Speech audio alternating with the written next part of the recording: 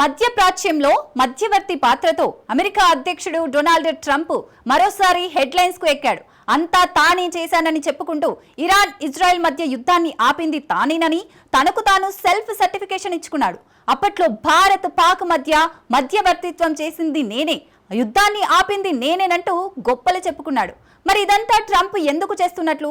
ముందు రెచ్చగొట్టి తర్వాత సీజ్ ఫైర్ ఘనత తనదేనని ఎందుకు చెప్పుకుంటున్నాడు? ట్రంప్ ఈ ఆట ఎందుకు ఆడుతున్నాడు? నోబెల్ శాంతి బహుమతి కోసమా లేక అమెరికా ప్రయోజనాల కోసమా అన్న చర్చ ప్రపంచవ్యాప్తంగా మొదలైంది. నోబెల్ రేస్లో అమెరికా ప్రెసిడెంట్ ట్రంప్. అమెరికా నుంచి అధికారికంగా ప్రతిపాదన. పురస్కారం కోసమే ట్రంప్ యుద్ధాలను ఆపాడా? అమెరికా అధ్యక్షుడు డొనాల్డ్ ట్రంప్ పేరు చెప్పగానే వివాదాలు ఠక్కున గుర్తుకొస్తాయి. ఆయన విదేశీ విధానాలు ఎప్పుడూ సంచలనమే. ఇందుకు ఇజ్రాయెల్ ఇరాన్ వార్లో ట్రంప్ పాత్రే బెస్ట్ ఎగ్జాంపుల్. ఇరాన్ అన్కండిషనల్ గా సరెండర్ కాకుంటే కొత్త లక్ష్యాలపై దాడులు తప్పవని ట్రంప్ హెచ్చరించాడు. Iran supreme leader Ali Khamenei కథ ఖతమన్న సంకేతాలు కూడా ఇజ్రాయెల్ వైపు నుంచి ఇచ్చాడు. బట్ ఇదంతా బ్లఫ్ గేమ్ అంటున్నారు నిపుణులు. వారించేది ఆయనే, వాదించేది ఆయనే. ఇప్పుడు వారు వద్దని చెప్పేది ఆయనే. గెల్లడం, గిచ్చడం, ఆ తర్వాత ఆయింట్మెంట్ పూయడం. అణుయుద్ధాన్ని ఆపిన ఘనత తనదేనని చివర్లో శుభం కార్డు తన పేరు వేయించుకోవడం, తద్వారా ప్రపంచ శాంతి కాముకుడిగా పేరు తెచ్చుకోవడం ట్రంప్ రాజకీయ చర్యల్లో పరిపాటిగా మారింది.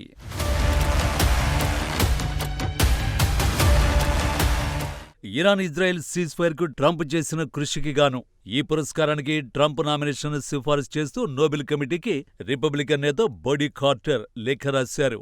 ఇరాన్ ఇజ్రాయెల్ మధ్య భీకర యుద్ధం మూడో ప్రపంచ యుద్ధానికి దారితీసే అవకాశాలుండడంతో ట్రంప్ సీజ్ ఫైర్ ప్రకటన రెండు దేశాలను శాంతింపజేసిందని ఆయన లేఖలో పేర్కొన్నారు. ముఖ్యంగా అమెరికా స్టాక్ మార్కెట్స్ కుప్పకూలడంతో అక్కడి ప్రజలు ఇబ్బందులు పడుతున్నారని, అందుకే ట్రంప్ తెల్ల జెండా ఊపారని చెప్పుకొచ్చారు.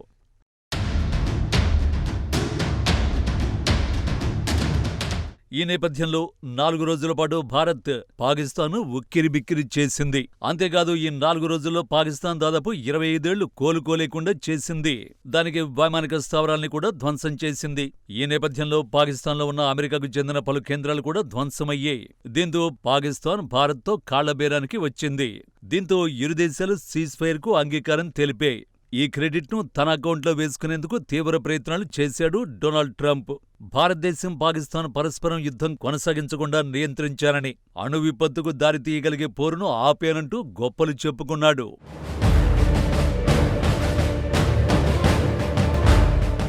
ఈ 2 వారాల్లో ట్రంప్ ఆడిన గేమ్ మామూలు గేమ్ కాదు. యుద్ధంతో జరిగేది నష్టమేనని తెలుసు. కానీ ట్రంప్ ఇరాన్ ఇజ్రాయెల్ను కీలుబొమ్మలను చేసి ఆడించారంటున్నారు అంతర్జాతీయ నిపుణులు. పోనీ ఇరాన్ ఇప్పుడేమైనా వెనక్కి తగ్గి న్యూక్లియర్ యాక్టివిటీస్ను తగ్గిస్తామని చెప్పిందా అంటే అదీ లేదు. మరెందుకు స్టార్ట్ చేసినట్లు, ఎందుకు విరమించినట్లు? అమెరికా ఆడిన గేమ్లో సమిధలైంది సామాన్య పౌరులే. ఇలా ప్రతి దాంట్లో వేలు పెట్టడం, రచ్చరాజేయడం, ఆ తర్వాత సీజ్ ఫైర్ అంటూ ఇద్దరిని బుజ్జగించి పబ్బం గడుపుకుంటున్నారన్న విమర్శలు అమెరికా అధ్యక్షుడిపై రోజురోజుకు పెరిగిపోతున్నాయి.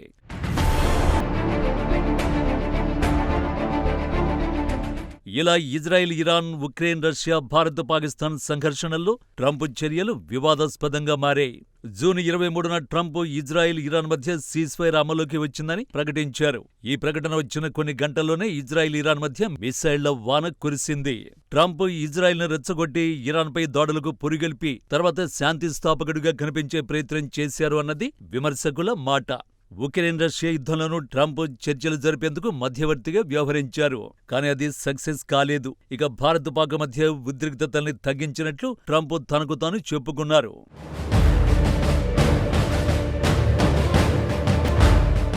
2018లో ఇరాన్ అణు ఒప్పందం నుంచి అమెరికాను తప్పించారు. ఇది ఇరాన్, ఇజ్రాయెల్ శత్రుత్వాన్ని పెంచింది.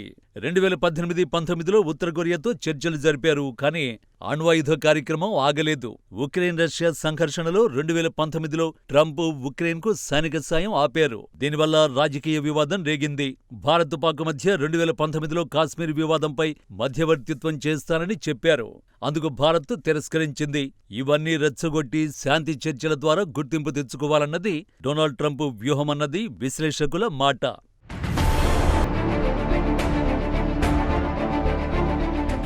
ఇక జూన్ 21న డొనాల్డ్ ట్రంప్ తనను తాను నోబెల్ బహుమతి కోసం నామినేట్ చేసుకున్నారు. ఇరాన్ ఇజ్రాయెల్ కాల్పుల విరమణ ప్రకటన నామినేషన్ తర్వాతే వచ్చింది. సో ఇదంతా నోబెల్ కోసం ట్రంప్ ప్లే చేస్తున్న వార్ గేమ్ గా చూస్తున్నారు విమర్శకులు. పైగా పాకిస్తాన్ కూడా ట్రంప్ మాటలకు వంతపాడుతోంది. నోబెల్ బహుమతికి ట్రంప్ అర్హుడంటూ పొగడ్తల వాన కురిపిస్తోంది. అయితే చరిత్రలో ట్రంప్ జోక్యం చేసుకున్న ఏ రెండు దేశాల మధ్య పూర్తిస్థాయి శాంతి స్థాపన జరగలేదంటున్నారు నిపుణులు.